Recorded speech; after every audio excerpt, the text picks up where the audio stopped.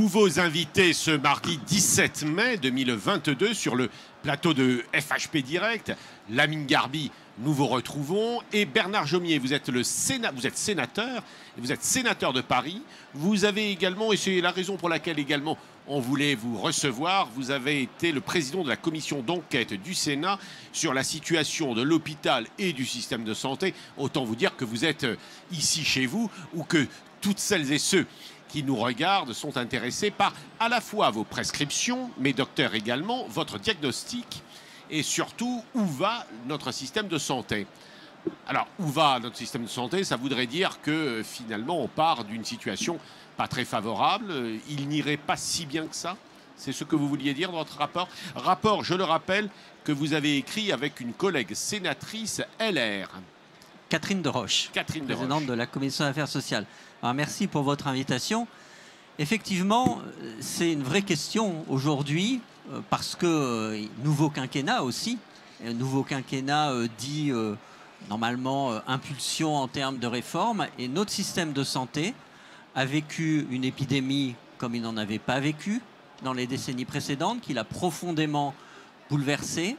Il a fait face, mais dans le même temps, de façon encore plus aiguë, est apparue vraiment la nécessité de le réformer en profondeur. Et en profondeur, ça veut dire que nous devons avoir un système de santé qui répond à des objectifs, parce que vous disiez, est-ce qu'il va bien ou pas? La vraie question, c'est donc, en amont, est-ce que la santé des Français va mieux? Or, on voit des indicateurs de santé qui stagnent, ou qui, pour certains même, présentent des signes inquiétants. Je pense à la mortalité infantile, je pense à l'espérance de vie en bonne santé des Français, qui ne sont pas des indicateurs qui progressent de façon satisfaisante. Et donc, ça doit nous interroger sur est-ce que notre système de soins, notre système de santé procède aux bonnes allocations, aux bons endroits? Est-ce que les différents acteurs remplissent leur rôle d'une façon qui est suffisamment organisée par les pouvoirs publics, bien sûr, mais avec l'ensemble des acteurs? Et notre rapport, il consiste à diagnostiquer ce qui se passe à l'hôpital public et à apporter des réponses, mais au-delà de l'hôpital public, à dire que l'hôpital public ne peut pas aller bien dans un système de soins qui, lui, irait mal. Une petite question technique. Vous vous êtes auto-saisi de ce rapport ou il vous a été commandé? Mais non, c'est le Sénat qui a décidé de créer cette commission d'enquête à la demande du groupe des Républicains, d'ailleurs. Et donc après, nous avons travaillé, nous sommes aboutis à ce consensus, en gros, très, très large, qui porte des pistes de réforme de l'hôpital public, sur lesquelles je ne vais pas m'étendre parce que ce serait long, mais qui revise à mettre la question du soin au centre et la question des indicateurs de santé, c'est-à-dire l'évaluation pour la population des résultats du système de soins. Nous sommes assez décidés avec Lamine Garbi d'aller quand même au bout de ce rapport. Alors d'abord, j'ai été surpris par le fait que le président de la Fédération de l'hospitalisation privée avait l'air plutôt d'accord avec ce rapport, même de manière assez élogieuse. Ça m'a presque surpris, connaissant parfois le caractère décidé et incisif de Lamine Garbi, d'écrire ou de lire que ce rapport est un plaidoyer pour la liberté, notre système de santé, enfin, etc. Beaucoup de compliments à un rapport fait par un sénateur de Paris, pas réputé tout à fait identique à celui d'ailleurs de sa co-signataire, Madame Deroche. Enfin, tout ça était un peu compliqué. Vous aviez l'air de vous y retrouver, Lamine Garbi. Oui, et puis nous connaissons bien le sénateur et nous connaissons bien Catherine Deroche. Et c'est vrai qu'on partage ce qui a été évoqué, écrit dans ce rapport, notamment sur les normes, sur l'ONDAM, sur le service public. Mais moi, j'aurais une question à monsieur le sénateur. Si vous étiez nommé ministre de la Santé, quelles seraient vos 3 premières mesures? Parce que c'est vrai qu'on vous cite, on vous lit, et donc la tradition veut que le ministre de la Santé soit nommé durant le temps de Santé Expo. C'était le cas il y a 5 ans avec Agnès Buzyn. Donc quelles seraient vos 3 premières mesures pour le privé?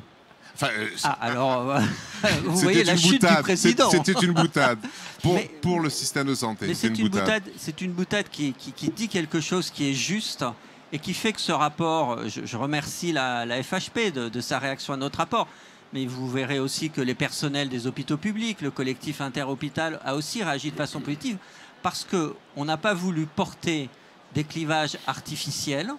Nous ne devons pas juger de l'apport des différents acteurs du système de santé en fonction de leur statut, mais en fonction de leur contribution à l'état de santé de notre population. Et donc, nous ne sommes pas entrés dans une analyse sur le privé, les ESPIC et l'hôpital public. Nous avons essayé de comprendre et de mettre des propositions sur la table pour que l'ensemble de ces acteurs soient reconnus à sa juste place et puissent travailler dans des conditions satisfaisantes, y compris avec des perspectives à assez long terme et non pas un pilotage annuel. Alors, à ce stade, après le Ségur de la santé, qui a été une marche utile pour apporter des rémunérations au personnel qui en avait besoin, eh bien, il faut procéder à peut-être plus qu'un Ségur, peut-être une constituante de la santé dans notre pays.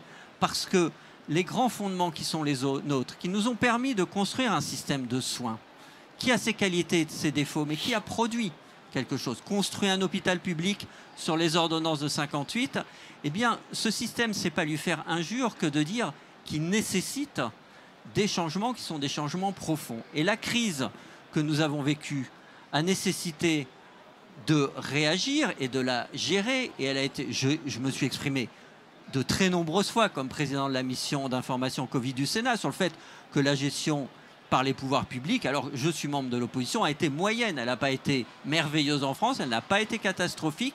Ce qui est important, c'est qu'on en tire les leçons maintenant. Nous passons la crise, nous devons tirer les leçons, nous devons nous attaquer maintenant à la réforme du système de santé. La place de l'hôpital, la place des acteurs privés, la prévention et donc la question du financement. Et, je le dis très nettement, ça doit se faire à l'issue d'une concertation courte, parce que les diagnostics sont tous sur la table. Oui, mais enfin, monsieur le sénateur, une constituante, c'est jamais court. Parce que le président Macron propose de faire une réunion des parties prenantes. D'ailleurs, on étudiera cette question sur ce plateau télé dans la journée ou demain, je ne sais plus. Une constituante, c'est lourd. Ça ne dit que l'ampleur de ce qu'il y a à discuter. Vous savez, on peut utiliser les termes qu'on veut, la démarche est toujours la même et doit être celle-là. Elle doit être de mettre autour de la table les acteurs du système et de reprocéder à un financement du système, à une détermination des priorités en fonction des objectifs de santé publique. Lamine Garbi évoquait la question de l'ONDAM. L'ONDAM n'a été inventé qu'il y a 25 ans, après tout. Et pendant 15 ans, il n'a pas été contraignant. L'ONDAM contraignant, c'est-à-dire la régulation par la dépense, ça a 10 ans. Ça a provoqué, il est temps d'en tirer les leçons, de voir en quoi ça peut fonctionner, parce qu'il faut bien que le Parlement, dans une démocratie, ait un regard sur l'engagement des dépenses de la collectivité en termes de santé, mais l'ONDAM n'est pas fondé sur des objectifs de santé, et ça c'est problématique. Mettons-nous d'accord... Ça a donné des résultats économiques. Mettons-nous... Mais des résultats économiques, si c'est des économies, peut-être, mais là nous parlons d'un système de soins, d'un système de santé qui doit viser à améliorer les indicateurs de santé du pays. Mettons-nous d'accord, par exemple, pour dire qu'il faudrait réduire le nombre de fumeurs dans notre pays à 10% de la population. Ça se fait en Europe du Nord. Alors, qu'est-ce qu'on met en place comme politique pour y arriver? Et quels acteurs on mobilise? Et donc, quel financement, à quelle allocation de financement on procède? C'est dans ce sens-là qu'il faut fonctionner. C'est la même chose, vous pouvez prendre l'indicateur du surpoids dans la population. Réduire le surpoids, c'est réduire des pathologies chroniques, c'est améliorer l'état de santé de la population. Comment procède-t-on? Et comment fait-on, monsieur Jomier, je voudrais avoir qu'on ait ce débat, comment fait-on pour le financement du système de soins directement? Comment on paye les hôpitaux publics, comment on paye les cliniques privées, comment on paye les établissements de soins plus longs, enfin, etc. Il y a des tas de débats très complexes. Est-ce que vous avez des pistes là? Bien sûr, parce que le système comme de santé est un système... d'ailleurs Lamine Garbi, si vous êtes ministre... C'est un système complexe et les acteurs ont besoin, premièrement, de visibilité et de compréhension. Le pilotage annuel, qui est en partie lié au fait que le budget s'adopte forcément de façon annuelle dans notre pays. Je rappelle que toutes les lois de programmation sont des lois indicatives, y compris la loi de programmation militaire, puisque chaque année, le Parlement doit voter la loi de finances. ça n'exclut pas des mécanismes de visibilité pluriannuelle. Deuxièmement, pour ce qui concerne les établissements hospitaliers, il y a un débat sur leur mode de financement. Nous proposons dans ce rapport, et je le reprends évidemment entièrement à mon compte, de maintenir une tarification à l'activité qui a démontré ses avantages sur un certain nombre de domaines, mais de développer les rémunérations à l'efficience et à la qualité, pas l'efficience économique, l'efficience en termes d'indicateurs, de résultats de santé. Et troisièmement, de réfléchir et de mettre sur la table rapidement une dotation populationnelle, un financement populationnel. Forfaitaire, c'est ça? Qui sera forfaitaire, exactement, et qui est populationnel, donc par territoire, comme le dit Lamine Garbi. Voilà l'évolution qui permettrait que chacun ait de la visibilité, sache dans quel cas on lui demande de travailler, et qui aboutirait, on le pense, à une meilleure efficience sanitaire, encore une fois, de notre système de santé. Alors, on a abordé prévention versus soins, disons, enfin, en quelques mots, ce que vous avez dit. On comprend, vous ne remettez pas en cause l'ONDAM, les parlementaires, le principe de l'ONDAM. Oui, sur l'ONDAM, moi, j'aimerais quand même apporter un correctif. On l'a vu avec la crise Covid, il y a eu des surcoûts Covid qui ont été engendrés avec des correctifs de l'ONDAM. Aujourd'hui, on doit faire face à l'inflation qui est de l'ordre de 5%. Le président Valtou l'a chiffré à 700 millions d'euros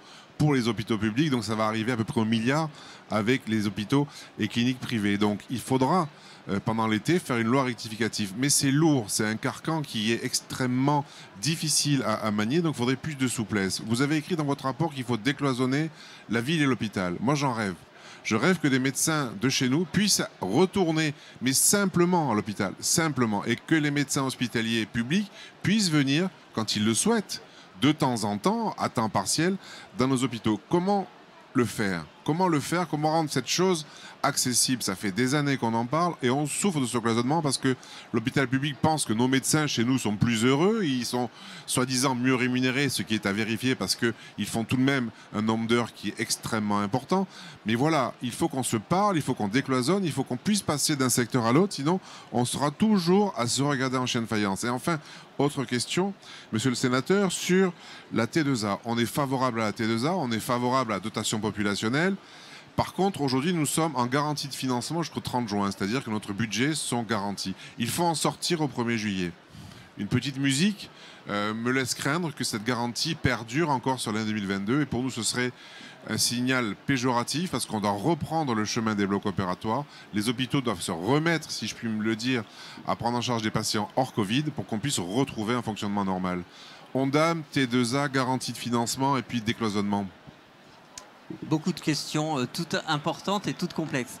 Sur l'ONDAM, et vous avez mentionné les projets de loi de finances rectificatives. En 2020 et 2021, il a fallu rectifier le budget de la nation de façon accélérée. Donc il y a eu au Parlement plusieurs projets de loi de finances rectificatives. Il n'y a pas eu un seul projet de loi rectificative des finances de la sécurité sociale. Dans notre démocratie parlementaire, nous n'avons pas l'habitude, et ça il faut le changer, d'adapter le financement de notre protection sociale à des événements importants. On a une régulation qui est une régulation qui se fait quasiment par voie réglementaire, à un échelon ministériel et interministériel. Or, il eût été légitime que le Parlement adopte des PLFSS rectificatifs. Et donc, pour que le sujet que vous soulevez à juste titre, ça mériterait au mois de juillet. Ça n'est pas très long, ça se fait en quelques jours dans chaque chambre du Parlement, 2 jours, 3 jours maximum de débat, un PLFSS rectificatif qui permette de prendre en compte une nouvelle situation qui est effectivement en train d'émerger et qui pose les questions sur la tarification et sur les financements.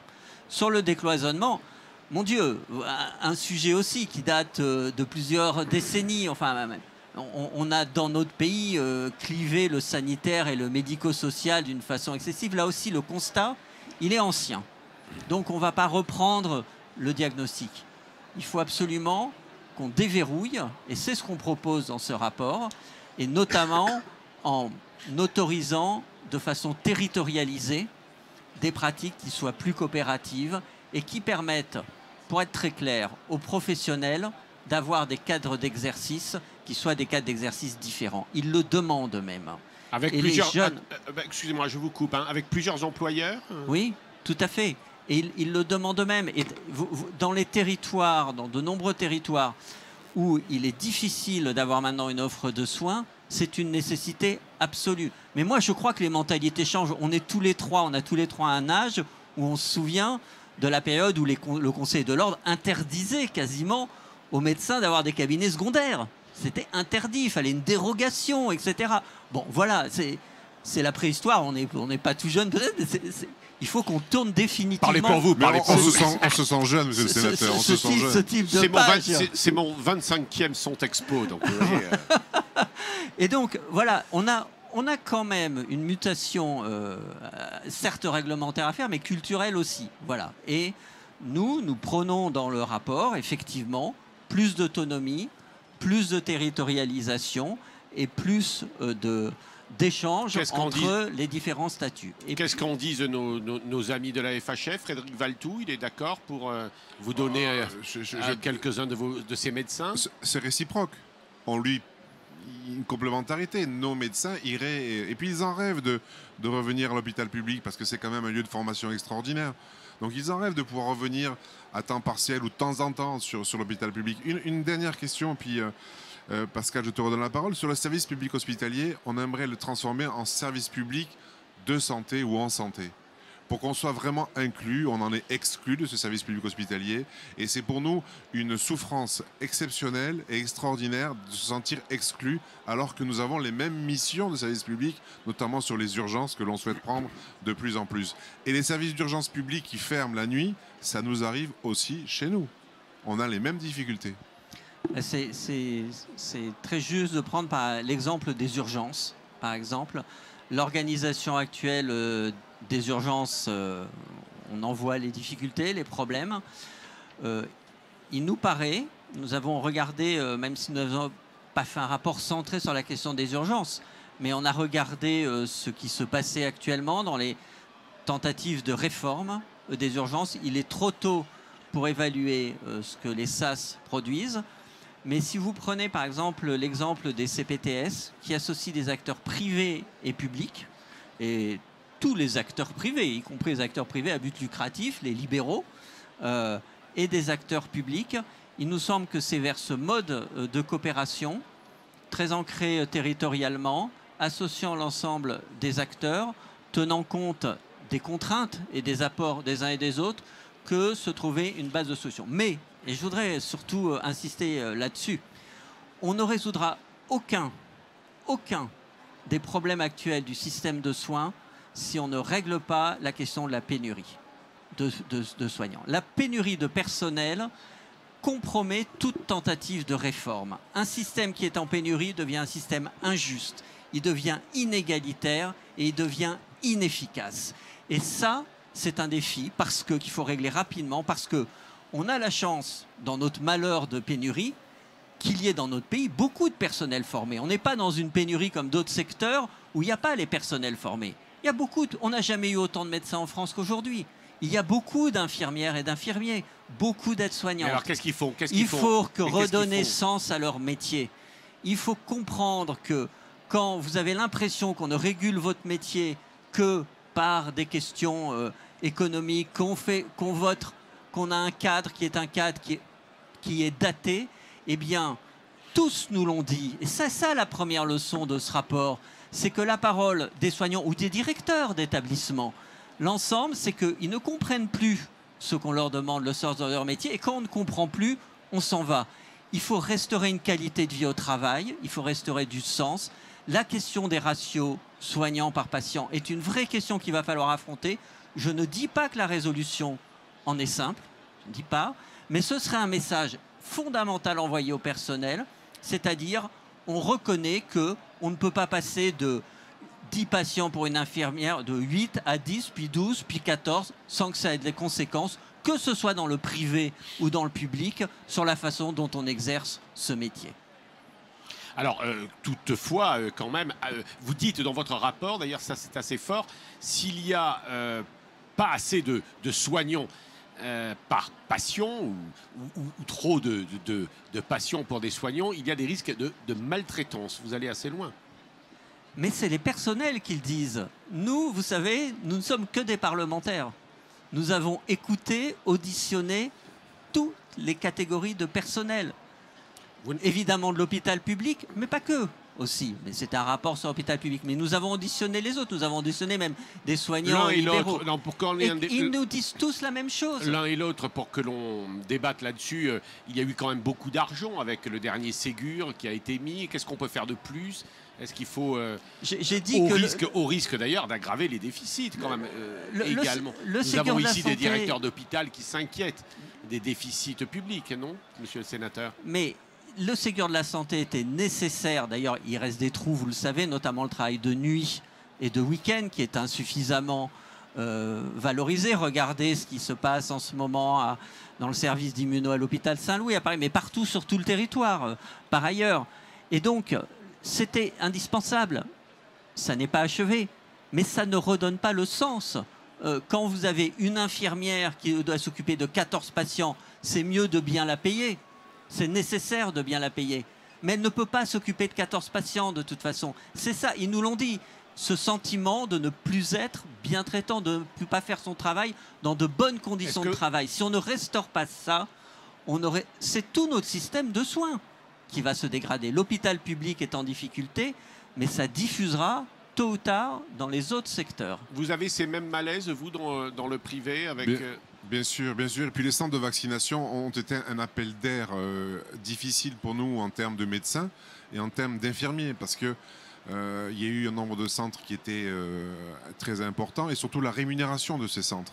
C'est-à-dire la vacation de l'infirmière ou du médecin était telle qu'il y a eu, je dirais, une fuite de nos établissements pour ces centres.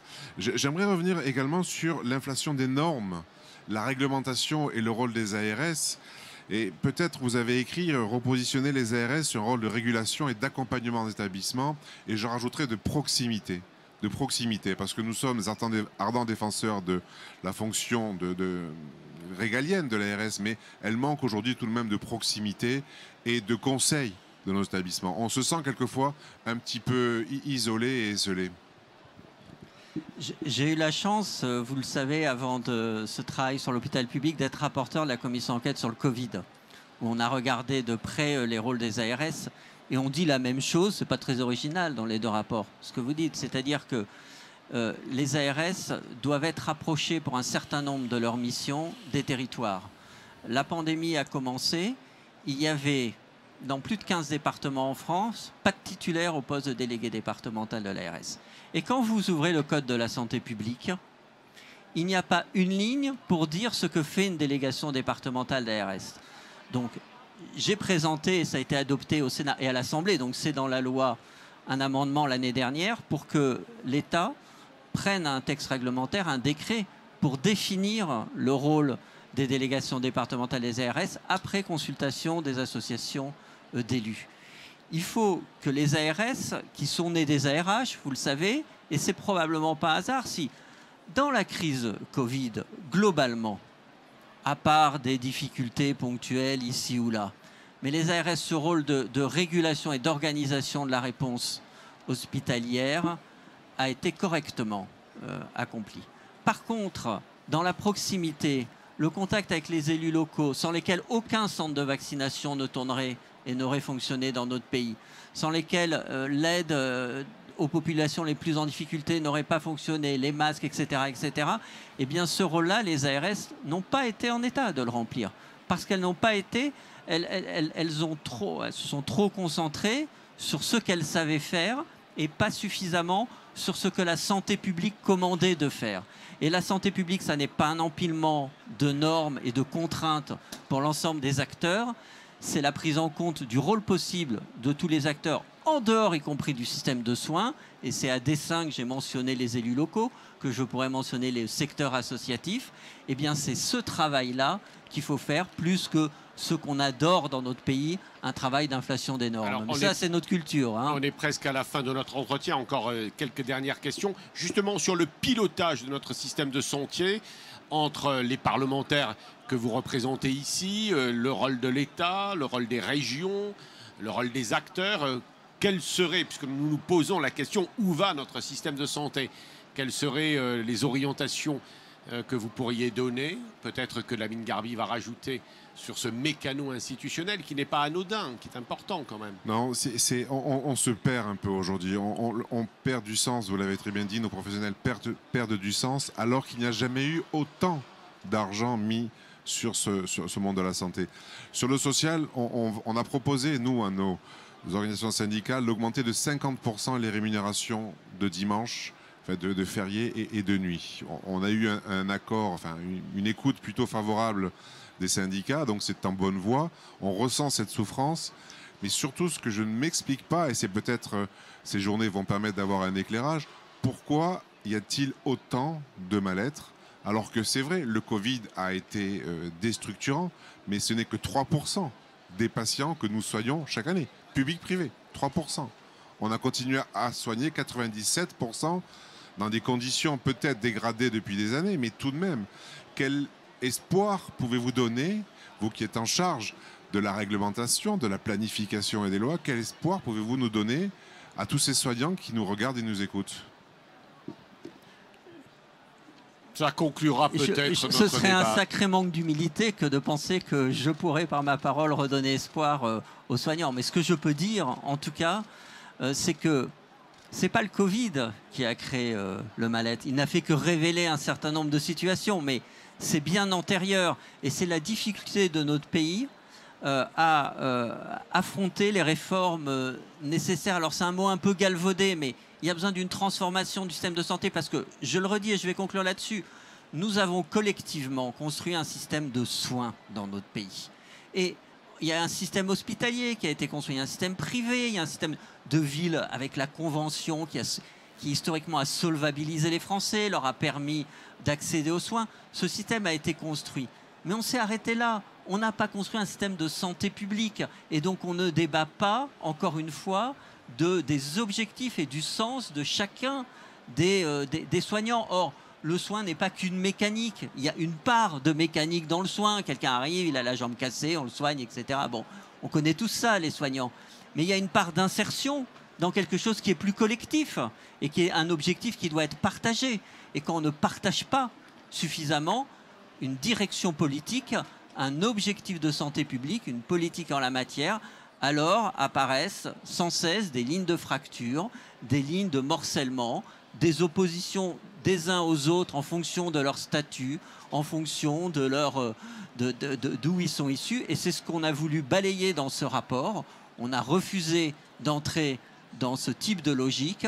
On a dit reprenons les choses à la racine et à partir de là, on trace une perspective pour les soignants dans notre pays. Bernard Jomier, dernière question. Vous pensez que le futur ministre ou la future ministre de la Santé suivra votre rapport, les conclusions de votre rapport, qui est un rapport riche, important, en tout cas sur le principe, et qui nous montre que les sénateurs réfléchissent. C'est bien. Mais est-ce que ça va agir derrière? Vous ne manquez pas d'humour, en tout cas, mais merci. Mais en tout cas, moi, je souhaite que les arguments soient posés. On ne fait pas de la politique à partir de postures. Je souhaite que la politique de notre santé de notre pays, si nous nous trompons dans notre proposition, qu'on nous l'argumente. Lamine Garbi, on souhaite le meilleur au sénateur Jomier?